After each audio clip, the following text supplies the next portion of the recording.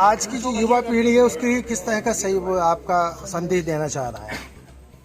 बस युवा पीढ़ी अपने माता पिता की आज्ञा का पालन करे और अपनी विरासत को, अपने संस्कारों को बचाने की खुद कोशिश करे।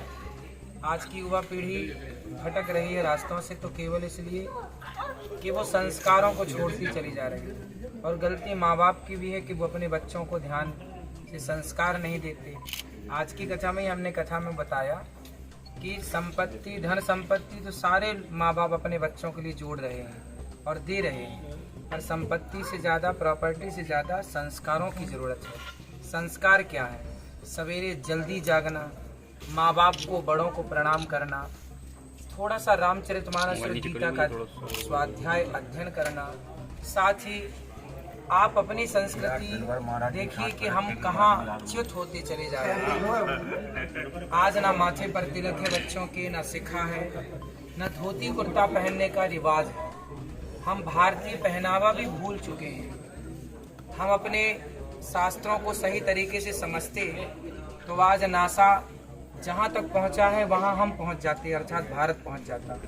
हम अपने वेदों की निंदा करते चले आए, जिनका आदर सम्मान करना चाहिए था उन वेदों की निंदा करते चले आए, इसलिए हम ह्रास की ओर चलते चले गए। आज संस्कार पुनः यदि बच्चों के अंदर स्थापित होते हैं तो एक नए भारत का निर्माण हो सकता है। संत हिंदू राष्ट्र की बात कर रहे हैं तो ये अभी जो बात हो रही, क्यों नहीं हो पा रहा भारत हिंदू राष्ट्र? होगा। जहाँ सुमति तहाँ संपत्ति नाना, जहाँ एकता है, जहाँ संगठन है, वहाँ सब कुछ होगा। यदि पूरा देश संगठित हो जाए तो सब कुछ पॉसिबल है, होगा। आज आपके दर्शन आसानी से हो जाते हैं और संतों को 22+ की सुरक्षा दी जाती है, शायद आपके दर्शन कैसे हो पाएंगे ऐसे में?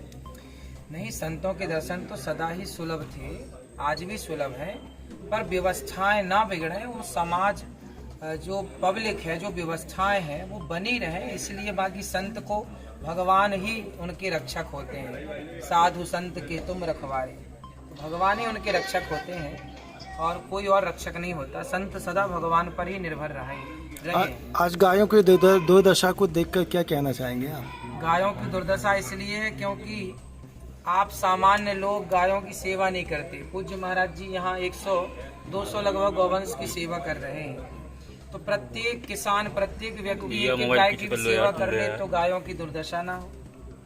जिम्मेदारी सबकी है। क्या महाराज जी गाय को राष्ट्रीय पशु होना चाहिए क्या? पशु गाय को मत कहिए, गाय को राष्ट्रीय माता घोषित किया जा सकता है।